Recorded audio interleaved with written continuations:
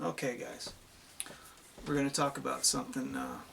We're going to get a little ways away from feminism, not too far. We're going to talk about a problem that we're having here in Japan, caused by a few different things. Basically, it's caused by women, by the culture, by the government, and by money. And that's the herbivore men here. And the problem that it starts way back when you're children, you know. In Japan, you're raised in Japan to kind of think of yourself as the quintessential nut and bolt, you know, kind of like one doesn't work without the other. You have to kind of you have to go along to get along here, and you can't be an individual. You're not allowed to be an individual. There's a saying in Japan where, you know, the nail that sticks up should be knocked down.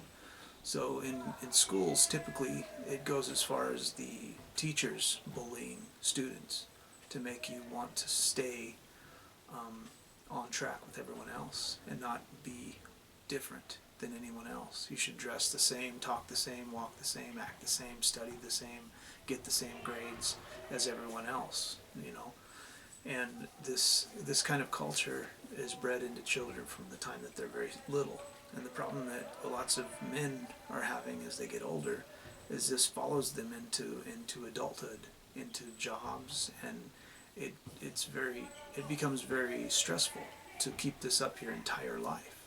And many men commit suicide in Japan because of it, and many men have now decided to stop wanting to have relationships, stop wanting to have children, and it's not only due to that, but they've a study came out from the Japanese journal, and it stated that by 2060, the population in Japan will drop off by 1/3, and we're looking at a population of, you know, hundreds of millions of people.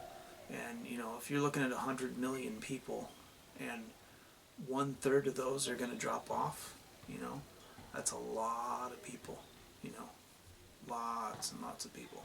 It's over 30 million, you know. That's a big thing that people need to look at. But the thing that you're looking at is a Japanese MGTOW movement that's been going on for a while. See, the problem that you have is when you have children in Japan, it costs a great deal of money to have a child here. Now, they did a thing back when I was, my ex-wife was a nurse, and there was a lot of people that were not wanting to have children, and because they had to save up so much money to have a child, because you're looking at only having about 5 to 6 years to recover after you've had the child, because to have a child in Japan, it costs $10,000 to have a child in a hospital. After that, by the time you're in 6th grade, or by the time they're about 6, they start school. Now, many women have really high expectations. I mean, I know that most people will know about the dragon mothers. I'll put a deal in the description below on the what would you do thing about dragon moms. In Japan, they have the same kind of concept as a lot of American moms, you know, where my child is smart, my child is the best in the world, my child is Einstein. They have this idea. So at a very young age, the mothers want to put them into school, because the way it works in Japan is if you want your child to go to Tokyo University, which is in Japan like Harvard, Princeton, Yale. It's like one of the big schools. It's the #1 school in Japan, Tokyo University. If you want your child to do that, they can't just go to any school they want to. They have to go to a certain daycare, they have to go to a certain preschool, a certain kindergarten, a certain primary school, a certain high school, and then they can go to the college, and they have to get grades throughout the whole thing. But each one of those costs like thousands and thousands of dollars. In most cases, when a child is put into a school, it costs about $12,000 per year to go to one of these schools.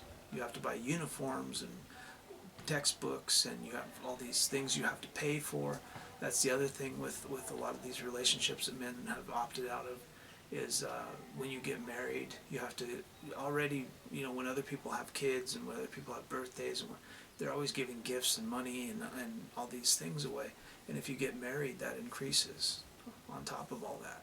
And a lot of these men would like to have a life, and if it's a choice between having a nice, comfortable life and having a family, most men would choose to have a nice life, to be able to like go to Barbados for a weekend, or they have a thing here called Golden Week where they take a whole week off of work, where you could go to like Cancun, or go to America, or have a vacation, and you don't have to have somebody behind you telling you can't. So a lot of these men have just opted out of this, and decided to not deal with it. So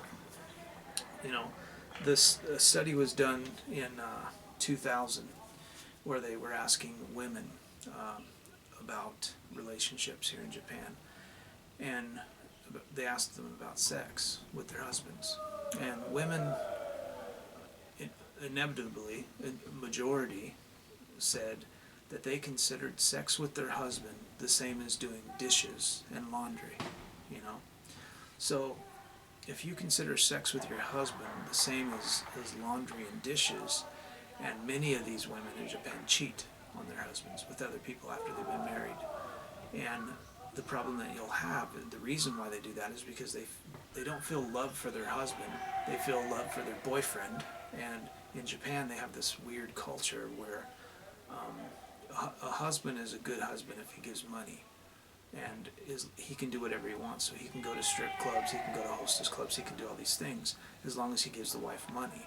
As soon as he stops giving the wife money, then he's not a good husband anymore, and she wants a divorce. So this is a common theme that's been going on for years and years here. Now the problem that you have with that is men know about this. And just like in the MGTOW movement, when men figure this out, they decide they want to opt out. They don't want to have anything to do with a woman that doesn't really want to be with them, and it becomes almost a what feminists would consider rape. If you're married and the woman that you're with doesn't want to be with you, but she's with you anyways out of wife duties or whatever she wants to say it is, that can be a problem for men. We don't want to be with anybody that doesn't want to be with us just because we are horny. Doesn't make any sense. So a lot of men have decided, fuck it, I don't want to be with any girl, So, the other thing that we have is, like I say, the culture, the way they're raised. The culture here in Japan, there's these weird things where they have these dating groups, where they have a bunch of people get together and you sit and you talk with each other, and then you switch very quickly. And then if you like somebody in that minute or 2 minute talk that you have, you change numbers. And the whole system here in Japan, it's very rare for a guy to just like meet a girl at, say, Starbucks and say, hey, can I get your number? Maybe we can go out tomorrow or something. That almost never happens here. To get into a relationship with a woman in Japan is very difficult. You have to jump so many hurdles, and I'm not talking about being a foreigner here, because me as a foreigner, I could get a girlfriend very easily, and I could also get a wife quite easily in Japan. Actually, much easier than a Japanese man. So the problem that they have is most men don't want to end up with these women, and they tend to find, like, dealing with the mother-in-laws and the father-in-laws and the all the stuff that you have to go through to get a girl. And then once you get them, she's probably not going to want to have sex with you anyways, and she's going to cheat on you, and then you're going to have to pay all this money, and then she's going to want to go on trips, and you're still going to have to be paying for this, and you're still going to have to be paying for this. You have to pay for $10,000 for each child that you decide to have. On top of that, you're going to have to pay for college. you know, and you're gonna have to pay for schools, and you have to just pay through the whole, you know, thing, and basically you're destitute, and everybody else is having a great life off of your back, you know. And this is the concept of a life in Japan, you know. So many men, and I have no problem with being one of those, have decided to opt out and just not have sex, not have a girlfriend, not have anything to do with women. And by doing that, they can actually have only friends at work, and when they're off work, they can do whatever they want. They can have fun, they can, you know, go to a foreign country, they can travel around Japan if they want, and they don't have to ask anyone, you know, if they can, you know, which is typically what happens when you have a wife. You can't just say like, hey, I'm going to go to Okinawa this weekend, you know. They'll start saying, no, you're not, you're going to take me with you, you know, all this kind of stuff. So you don't have to deal with any of that. So they have a much more fulfilling life without a family and without a wife, you know, because it may be bad to say, but for any man, the only thing you're missing by not having a relationship is sex. And lots of men can give that up, because everything else that goes along with a relationship besides sex, typically there's about 80% that's just not fun. None of it's fun. You know, there's like 20% of it that's fine besides the sex I'm talking about. You know, typically sometimes the sex isn't even good, but there's about 20% of it that's nice, like cuddling and watching movies together, and, you know, going out to dinner, or, you know, having somebody to talk to when you get home from work and things like that. But typically everything else on top of that is just hassle, lots of hassle, you know. You didn't pick up after yourself, you left your towel there, you didn't put toilet paper on the roll, you know, it's always constant fights about silly little shit that's just inconsequential, but it makes your entire life just hell, you know. And a lot of men just don't want to deal with it, you know. I'm one of them. I don't want to deal with it, you know, and I've opted out of it. I haven't had a relationship now in like 2.5 years. I haven't been with anybody. Don't plan on being with anybody, you know. Now, the other thing we got, like I say, is the government. The government has made it to where it costs so much money to raise a family and to have children here. We're having a problem where the school that's next to me is actually the only one in my area. They've closed down like over 20 schools in the past 10 years in Kobe. And that's just in the Kobe area. You know, all over Japan there's schools closing all over because there's not enough kids to go to the schools. So they're having to come in on trains. There's kids that come to this school here that come from like where I used to live over in Shinkaichi, which is like about 5 miles from here or so. And when you're talking about a 5-mile radius, like a 10-mile radius basically, in a circle, in an area in Japan, you're talking about millions of people in that area.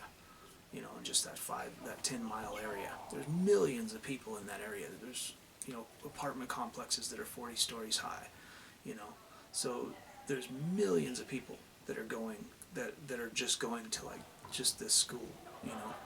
So there's only enough kids to fill up this one school, you know, which means teachers are having a problem finding jobs. You know, there's no, I mean, think of all this stuff that would happen. You know, you don't have any positions for counselors, gym teachers, you know, teachers in general, colleges. The colleges, if you're a professor here, you're not going to have work because there's not going to be that many people that are going to college here. You know, so they've got a lot of implementing programs that they have now in Japan where you can come from other countries and go to college in Japan, you know, and they're starting to do that because of this. There's not enough kids in Japan to go to college, and they're going to have to start firing teachers because there's not enough kids to teach. You know, you can't have a class if there's no class to teach. So, yeah, you know, and the last thing is money, you know, it costs so much money in Japan to have kids, you know. It's just and to have a life as a married person. Now they've also made it to where if you're married in Japan, just like in many other countries, you get lots of tax breaks. But the tax breaks you get, it's kind of like the thing of like, I'm a vegan, and people always talk about how much it costs to eat vegan food. Well, when you tack on the amount of money that you pay when you're a meat eater, of like getting sick, of maybe heart disease, hypertension, cancer, all the related things that can happen to you because you're eating meat and dairy products. When you tack on the top of that, being a vegan costs like nothing, almost nothing, because I haven't actually been sick or been to a hospital in over 20 years. I've never taken a flu vaccine. I don't take vaccines. I don't take medicine. I mean, I take, my Pereira Mirifica, because I'm transgender, but I don't take medicine. I don't typically take anything more than aspirin or ibuprofen. I definitely don't take any, heavy duty medications that lots of people are on in America. The other thing I'll talk about is when you don't get married and you don't have kids and you don't have a wife. In Japan, it's typical that most, on average, they're working about 82 hours a week. This is the average for Japan, which in America, most guys feel pretty hardcore if they work about 60 to 65 hours a week. Well, Japanese men on average do 82 hours a week. And the cool thing is that money that you make from doing 82 hours a week, because typically whether you're married or not, and actually if you're not married, you're asked to do more hours, so you may end up doing 90 hours a week. But those hours will net you money that you can use or save and buy a home, buy a car that you want. In Japan, it's very expensive to have an automobile. But if you have no wife, you can afford to have something that they would like to have, which is like a really nice $100,000 Mercedes Benz, or a Lamborghini, or a Ferrari, or something like that. You can afford those when you have no children in Japan. So by not having a family in Japan, you actually don't get drained of money and resources, and you're able to have a life and have things in your life that give you value and would allow you to have a nice home life. And all that you would be missing would be sex. And for a lot of Japanese men, and for me too, what goes along with that is worth giving up, because there's so much tacked on the top of that. You don't just get sex. You get all this other bullshit that nobody really wants to deal with, but they have to get the sex. And if you just give up the need or desire or want for sex, you don't have to deal with any of this shit either. So this is a common thing now as well. Guys actually, in some cases, don't even have to work as hard. They don't have to do 82 hours a week. They can do 40 hours or 30 hours, because they can make enough money in those 40 or 30 hours to have a life and to have the same kind of life they would have without having to worry about girlfriends. So this is also another really cool issue, and a good thing of the MGTOW movement. Many men are tired of being slaves and having to work to death to support their wife and children and family. They're tired of it, and most men don't want to do it anymore. Okay, now, like I say, the tax breaks that you get for being married, because like I was talking about with the veganism, don't outweigh the cost that you save from being single. When you think of say you might get like a $2,000 tax break or something because you're married. Well, if you say that, like, well, if I'm married though and I have a baby, I'm gonna have to pay $10,000. And then if my wife decides she wants to put him in not even a school that will take him up all the way to Tokyo University, just a regular school, you can pay as much as $6,000 to $12,000 per year just to put your kid through school. And then if you have two kids, 3 kids. Most Japanese people don't do that. They have like 1 or 2 kids at most. It's very rare in Japan for a family to have 3 kids. To do that, you would have to have a really, really good job because it costs so much money. So to get yourself into that willingly would be very rare. Most men would say, no, I don't want to do that, So, yeah. And let's see. In Japan, the study that was done by the Japanese Institute said that 59%, and this is something you need to let's look very close at what I'm saying. 59% of females aged 16 to 19 are uninterested in sex, and that is a 12% increase since 2008. Now think about that. 59% and 12%. All right. Now let's look at the men's. The men's rate is 36% between 16 and 19 years old men, and that's a 19% increase. So in the women, there's a much higher percentage, 59%. So you're looking at a concept of most women don't want to have sex between the age of 16 and 19, and most men do. So you have 59%, which is almost 60%, and in men, since there's 36% that don't, it's almost the same exact amount. So you have like this. Most men want to have sex. Most women don't. So by the time they're 19, most of them haven't had sex. So they start to do this. To where eventually women decide, well, I'd like to have a kid, when they're in their 30s.